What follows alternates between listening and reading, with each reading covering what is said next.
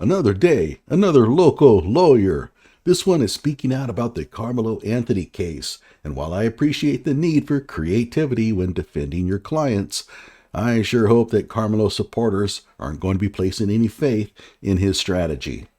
He totally fouls up the concept of Fifth Amendment rights because Loco. Hello out there. I am trying to get through. With cold, blunt analysis cradled in the warmth of reasoning, it's time for Johnny Walker Dread to straighten you out on a thing or two.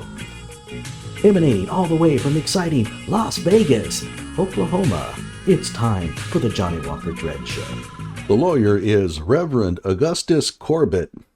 Okay, that's a little weird. And he's speaking on behalf of the Defiant Lawyers Network.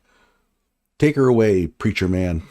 All right, so the tragic death of Austin Metcalf, a white teenager from Frisco, Texas, has gained national attention.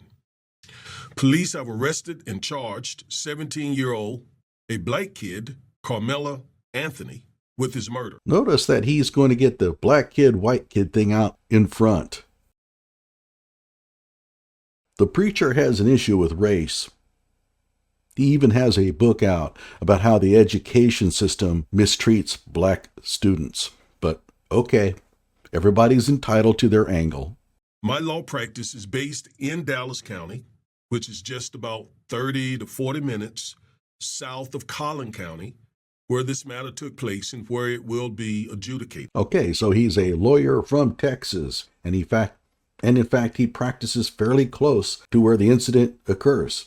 Good. I have personally and with other attorneys tried multiple murder cases, including one in Collin County in that very same courthouse.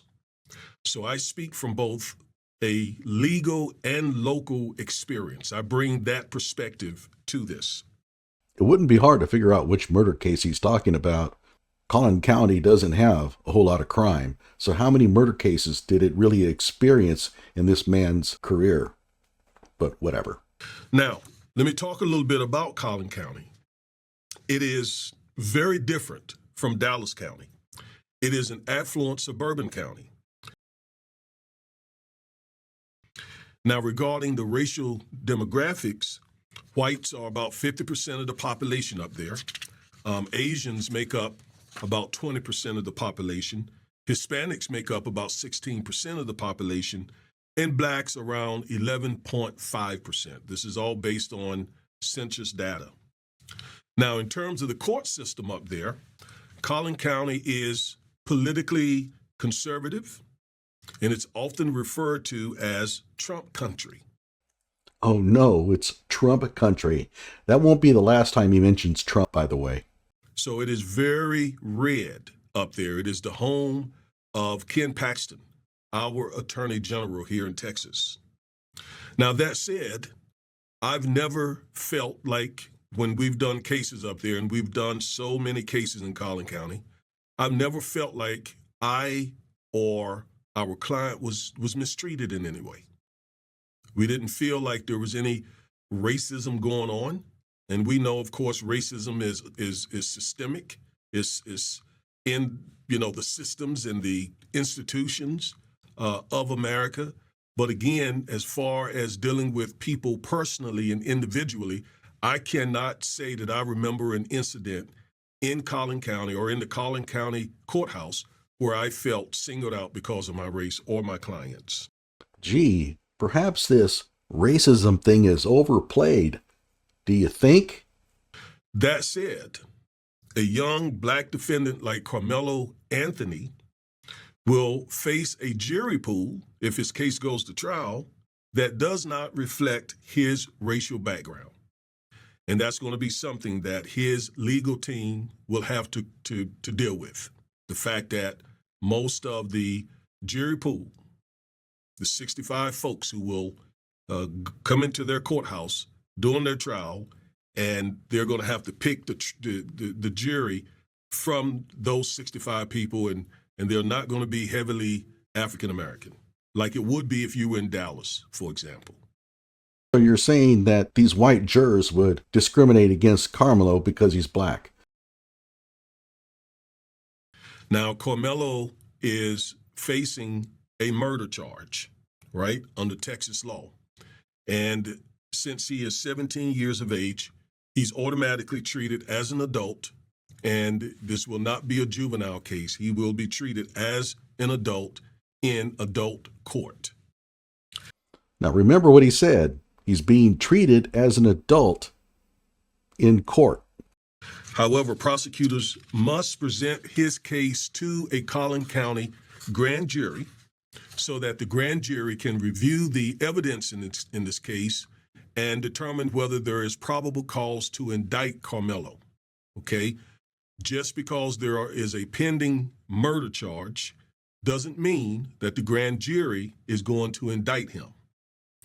But based on all that I've read, they likely will find probable cause to issue what we call a true bill of indictment. Likely? That's an understatement.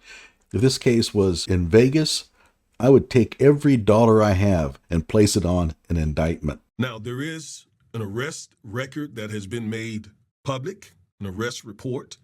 And I want you to remember that that is not final and it's not evidence. It is the investigation that the police and likely detectives did in this case, but that's not evidence. That's not evidence. True, but it contains testimony that the officer will certainly corroborate when he gets on the stand. So while it's not evidence, it's certainly something that we can examine. If the cop says X in the police report, he's going to say X on the stand. And so at that point, it will be evidence. It's biased. It's the police's perspective. It's the state's perspective. Moreover, the report itself is what we call hearsay. And what's in it is hearsay. So it's what we call double hearsay.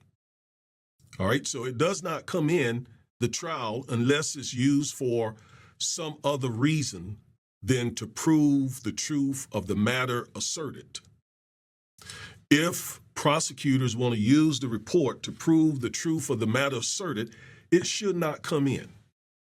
But they can use it for other reasons. For example, if one of the police officers who is mentioned in the report needs his or her memory refreshed, then the prosecutors can use it that way, for example. Or the more obvious reason is he gets on the stand and says something that violates what he included in the police report. But yeah, sure. The prosecution is not going to try to submit the police report as evidence. All right, but they cannot use it to prove the truth of the matter asserted. That would be a hearsay violation. Now keep in mind, he's trying to defend Karmelo in the public eye by presenting his argument that, well, it may say that in the police report, but who cares about the police report? The police report matters. It does contain testimony from the officer based on what he perceived. It tells us what he's going to say on the stand, almost certainly. But I really do think that Augustus here is playing to his crowd. So if you're a follower of his, don't go around saying that the police report doesn't matter. As far as we are concerned, the public trying to figure out if Karmelo is guilty or not, it is probably the best source of evidence that we have. So here we have Karmelo Sincere Anthony, age 17. He is 5'9". He weighs 130 pounds, so he's a small kid. He's a small, skinny little kid. Okay, I mean, that could mean something, sure. I, Staley School Resource Officer E. Cortez, heard over the radio dispatch call out a stabbing call at David Kuykendall Stadium. FPD, that's Frisco PD, call notes indicated that an athlete was stabbed. The suspect was reported as being a black male wearing a gray hoodie and blue sweatpants.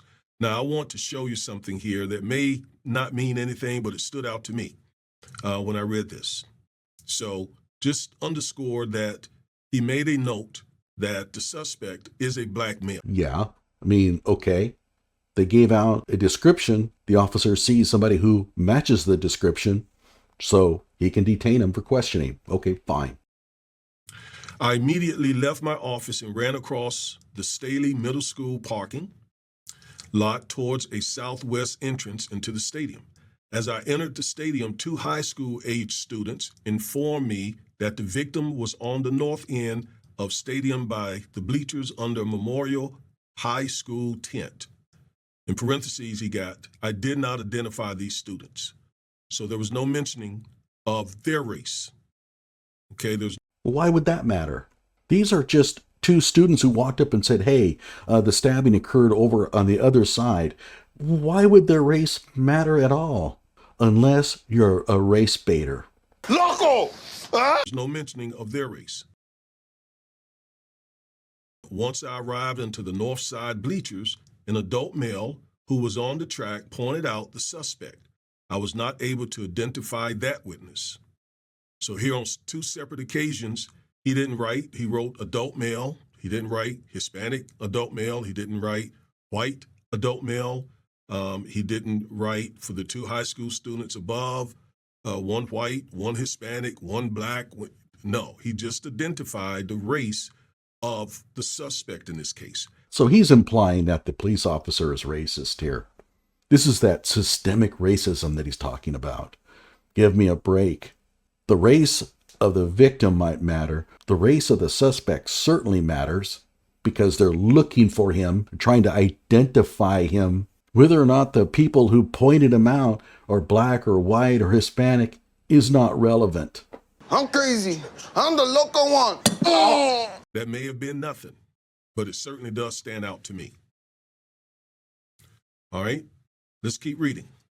Now we're going to get into some very important legal lessons that I want to share with you here. Oh, get ready for these, by the way. These are gold. Goes on to say, I gave the suspect instructions to keep his hands up in the air. All right, so he had the suspect, who was Karmelo Anthony. He says, I gave basically Karmelo instructions to keep his hands up in the air. So Karmelo had his hands up.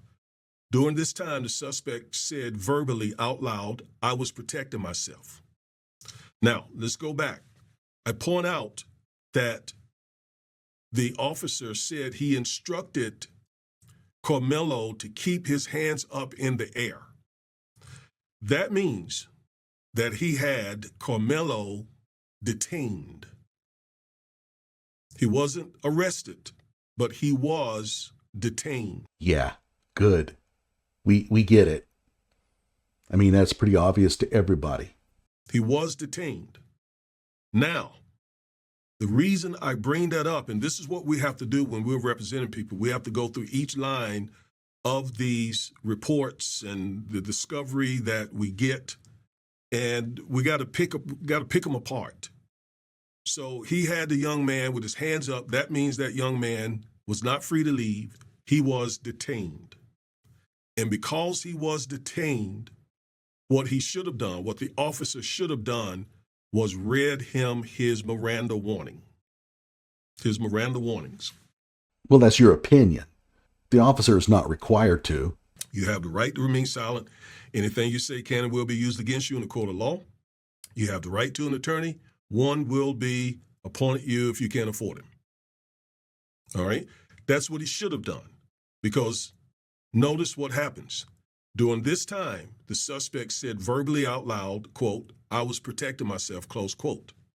Well, had the officer read him the Miranda warning, listen to it again. You have the right to remain silent. That would have triggered, it could have triggered in Karmelo's mind that he probably doesn't need to say anything because you have the right to remain silent. Anything you say will and can be used against you. But this was a kid, a 17-year-old kid, absolutely did not understand, right, that he could be quiet. And it was the responsibility of this officer to tell him. That's more like, zany or goofy. Yeah. It's the wrong kind of loco. That you have the right to remain silent. You have the right to a lawyer. Any and everything you say, we're going to use against you. If you don't have money for a lawyer, you will be given one.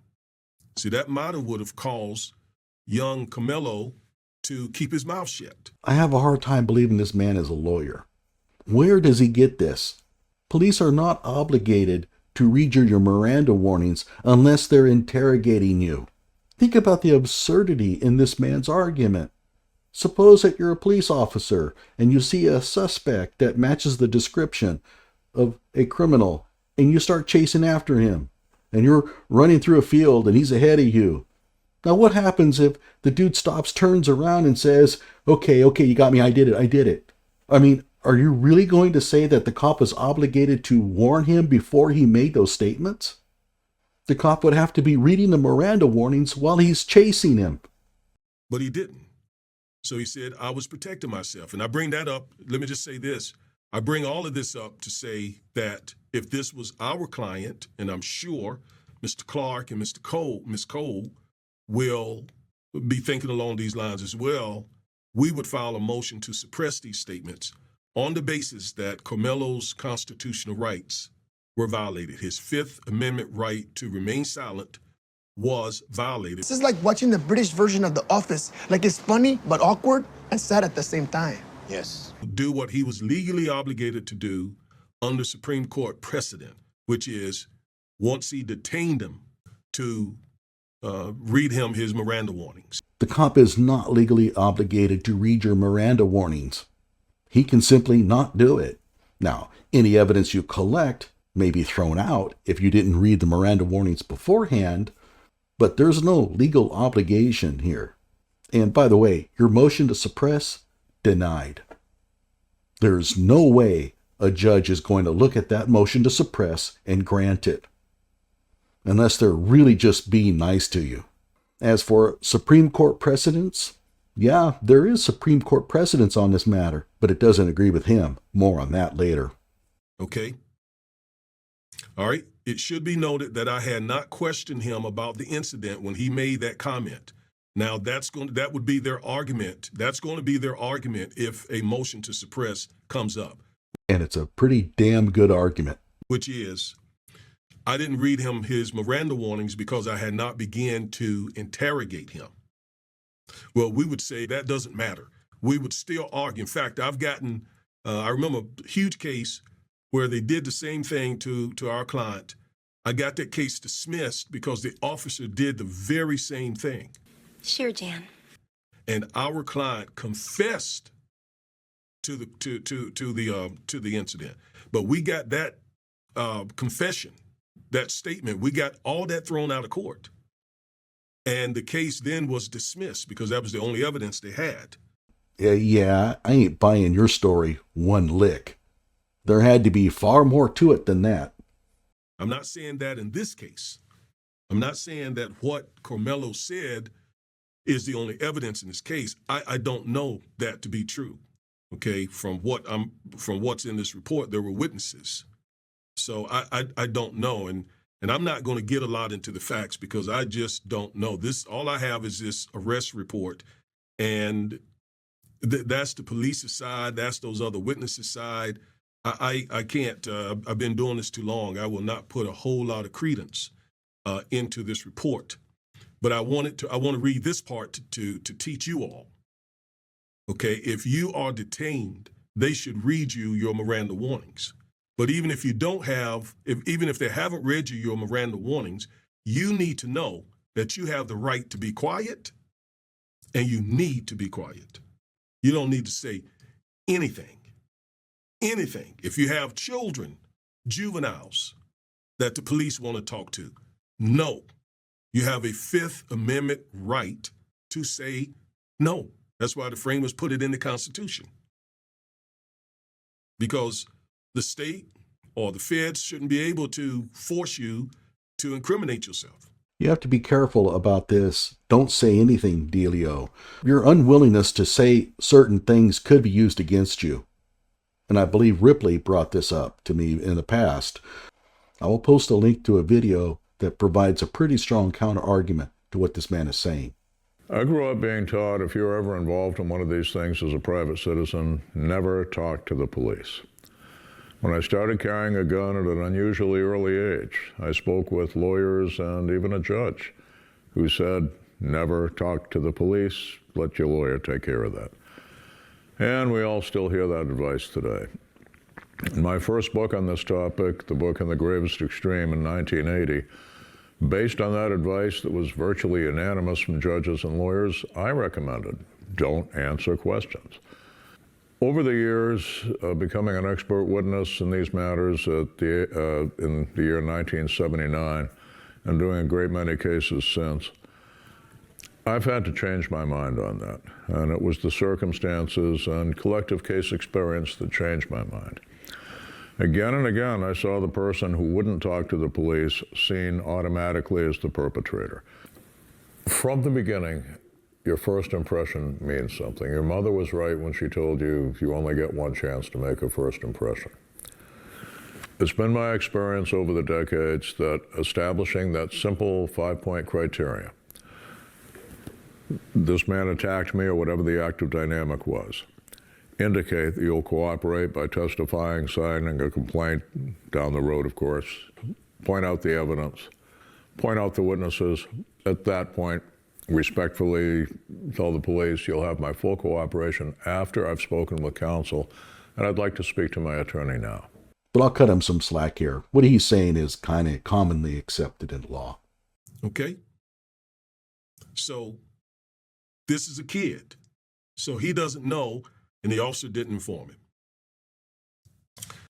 There could be maybe a change in the Miranda rules when it comes to juveniles, but if so, this man needs to tell us. He's supposed to be the expert. I went and looked. I couldn't find anything. As far as I can tell, the rules about Miranda warnings are the same for juveniles and adults, in which case none of that testimony is going to get thrown out. I asked him if he had any weapons. Okay, here's a question. Here's a question. Now, he says I hadn't questioned him before he started talking. In other words, they would argue that what Karmelo said before the officer asked him anything was voluntarily given. Therefore, it is not protected by the Fifth Amendment. Now, whether it was before or after, he still should have read those Miranda warnings, and we don't know what is true. We don't know if he asked the question before Karmelo said what he said. We don't know. The body cam, there is body cam here from what he says in this report. The body cam will determine that. And just as a note here, the police officer asked him if he had any weapons for the sake of officer safety. He can do that. That's been well established. It's really dishonest of him to not inform his viewers of that. And also, what he thinks the officer should do is not relevant. What is the officer legally obligated to do? That's what matters, not what he thinks the officer should have done. You know, the Texas court system doesn't care about your feelings. The defense will get that body cam footage to see if those statements, if what Karmelo said should have been Mirandized, if he should have been Mirandized first. So anyway, he did ask him a question. I asked him if he had any weapons. Now, I want you to understand, because he was detained and because he was now being directly interrogated, this was another chance for this officer to Mirandize this kid. And there's nothing in this record that says he was Mirandized. Nothing in here to say that. So this is a violation of this kid's Fifth Amendment right, his constitutional right. And this here is where he screws up. That is simply false. Plain wrong. If I fail to warn you about your rights, I have not violated your Fifth Amendment rights. I cannot believe that he hasn't been following Supreme Court rulings on this matter. Hey, I'm the most local person in here. Okay, October 2021. Supreme Court of the United States, Vega versus Teco. And let's read. In this case, the Ninth Circuit held, and Teco now argues, that a violation of Miranda constitutes a violation of the Fifth Amendment right against compelled self-incrimination. But that is wrong. This is the majority opinion. This was written by Judge Alito. Miranda itself and our subsequent cases makes clear that Miranda imposed a set of prophylactic rules. A prophylactic rule is a safeguard. Miranda is simply a rule to safeguard someone's rights. It is, in of itself, not a right. Miranda itself was clear on this point. Miranda did not hold that a violation of the rules it established necessarily constitute a Fifth Amendment violation, and it is difficult to see how it could have held otherwise. For one thing, get this, it is easy to imagine many situations in which an un-Mirandized suspect in custody may make self-incriminating statements without any hint of compulsion. So there is no evidence that the officer compelled Karmelo Anthony to admit to stabbing Austin Metcalf, or that he did it in self-defense. It was purely voluntary, and this Supreme Court ruling shows that it is not a violation of Karmelo's Fifth Amendment rights to not Mirandize him. It was only 2 years ago that they settled this. I just don't understand why he doesn't know this. Think about it. If a police officer violated someone's rights by not administering their Miranda warning, then cops would be getting sued and jailed all the freaking time. Because what constitutes a custodial interrogation is a bit murky. That has to be settled at court time. An officer cannot be expected to make that decision correctly every time. But there is a remedy. The evidence simply gets thrown out. The judge will look at the circumstances and make a decision. The cop is not a constitutional scholar. He doesn't know exactly what constitutes a custodial interrogation every time, and you can't expect him to. If you said something and you should have been given a Miranda warning beforehand, the court will simply throw the evidence out. And of course, the fruit of the poisonous tree, anything that was collected based on that evidence. And then everything that came after this violation of his constitutional right is what we call fruit of the poisonous tree. And the judge should not only suppress what Karmelo said in response, but everything he said. That's not what fruit of the poisonous tree means. Garfield. If you provide evidence in your testimony to the police and you were not given a Miranda warning when you should have been given one, then any evidence collected based on that testimony is also going to get thrown out. Everything he said in this report should be suppressed because it was extremely important for this kid. He's only 17. He doesn't know these things. He doesn't know anything about the law. Gee, let's see, how does that follow? Something about ignorance of the law not being a defense or something like that? He's being treated as an adult in an adult trial? I mean, I would think that a lawyer would check into this to see if this is even true. I don't think it is. As a 17-year-old, I think he's expected to know the law.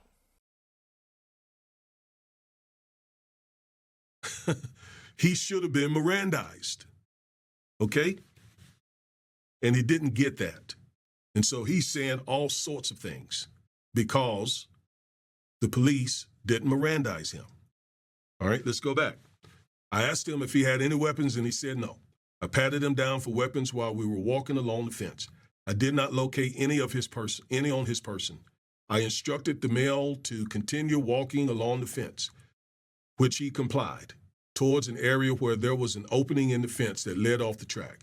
While walking him off the track, the suspect also said, quote, he put his hands on me, close quote. Still no Miranda warning. Cop didn't ask him. Sorry, man. That's just the way it's going to be. He's providing these comments voluntarily. Still no Miranda warning. Still, he didn't tell him he had the right to be silent. And so this young man, not knowing what he's doing, he's a kid. He's a kid, right? Both him and the Metcalf kid They were both kids, 17-year-old. I believe that the other kid was 17 as well. Yeah, we went through this with Kyle Rittenhouse. Remember, he was 17 and he was being interrogated by the police. I wonder what he said about him. That's why this is such a tragedy. So, meanwhile, Karmelo is still talking. He put his hands on me. Now, again, we don't know if all of this is true. We must, or his attorneys must see the body cam to confirm that Karmelo said any of this. So remember what I said earlier, don't take any of this to be true because it's a police report. It has not gone through the rules of evidence and so forth and so on. And the jury will not see it. Okay, I then detained a suspect. Now, that's critical. He says, I then detained him. He was already detained.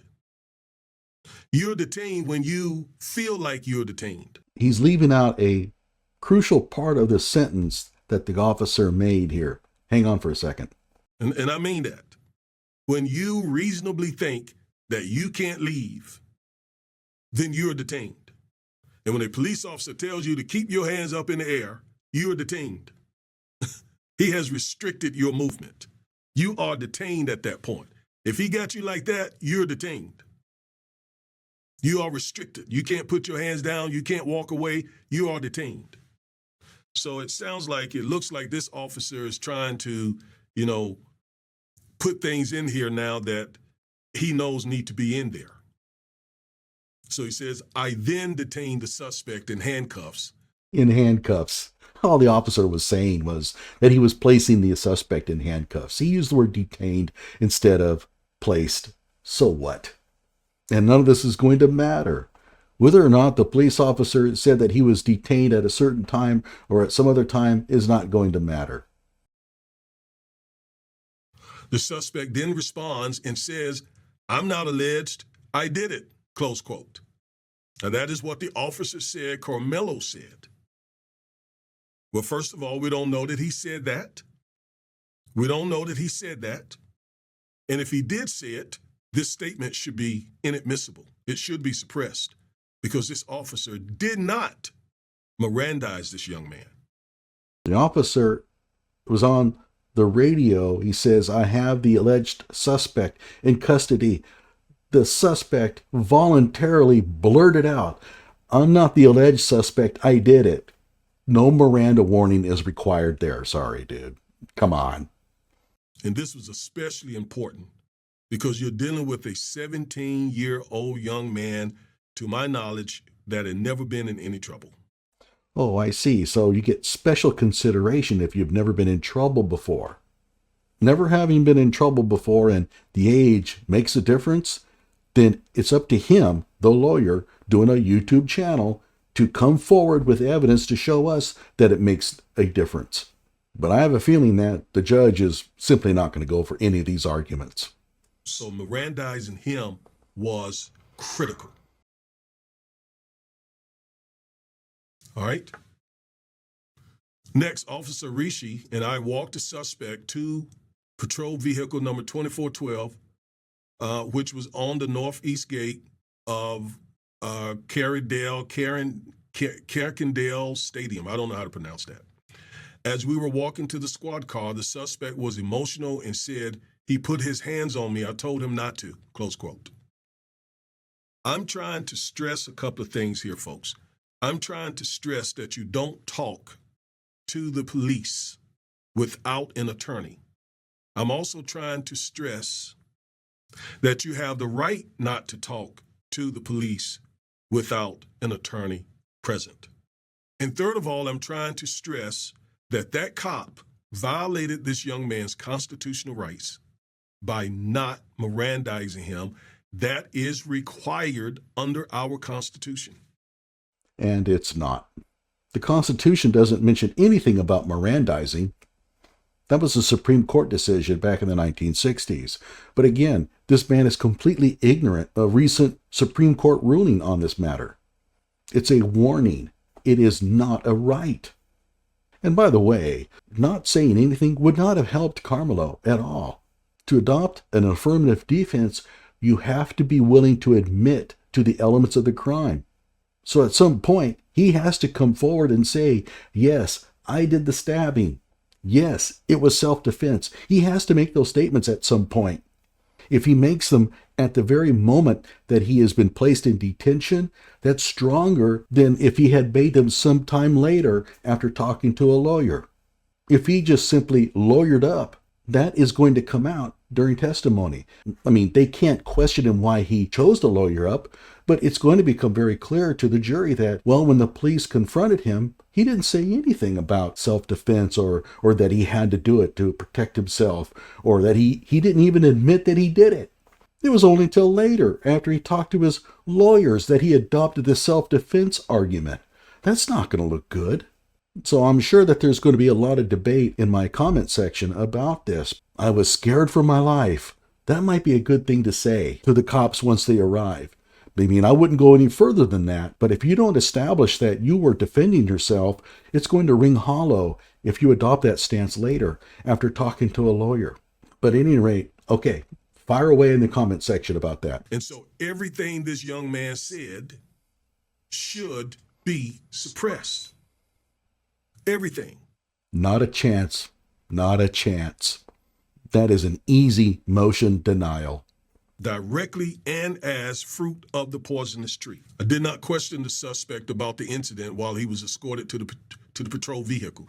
See, he keeps saying that because that he knows he's wrong. He knows he should have Mirandized this kid. So he plans to just let the kid keep just saying things, and then he could argue at the motion to suppress hearing, well, it was all voluntarily given. Okay, that's a very common police tactic, and it works. If the suspect is shooting his mouth off, you just let him talk.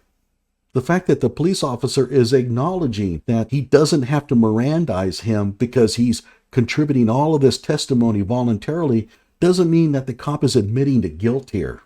It was a classic custodial interrogation which requires Miranda. Miranda warnings are required during custodial interrogation. His own meme here blows up his argument. Stop. I'm in too deep. Interrogation.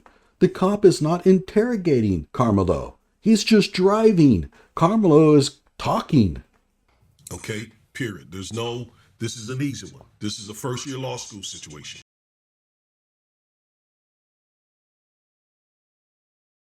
Anthony was from Centennial High School and was sitting under the Memorial High School tent. Austin had told Anthony that he needed to move out from under their team's tent, and Anthony grabbed his bag, opened it, and reached inside and proceeded to tell Austin. And Karmelo allegedly said, "Touch me and see what happens." Now, all of this has not been verified. It has been reported by news media. They have been all over this for the last week or so. So this is, out there. Yeah, not only is it out there, but it's in the police report. This is not just the media fabricating this. They got this from the police report. And the police officer got this from an eyewitness. Now, that doesn't make the eyewitness's testimony correct. But don't lay this on the media saying, well, this is just what the media is saying. No, it's in the police report. And if it's true, if he did say, touch me and see what happens, his self-defense claim is gone. That is taunting. And what I'm saying to you is, for now, we can take this with a grain of salt because it has not been verified. And again, it should not be admitted at trial. The police report is not going to be admitted as evidence, sure.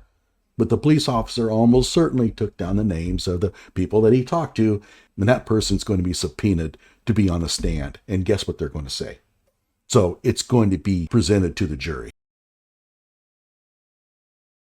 Okay, the judges have said, you got to do this, you got to do that. In fact, it reminds me of some of what's going on with the Trump administration. Here recently, the U.S. Supreme Court said to the Trump administration, Yeah, enough of that. Trump derangement syndrome. Whatever. Like my video and subscribe to my channel.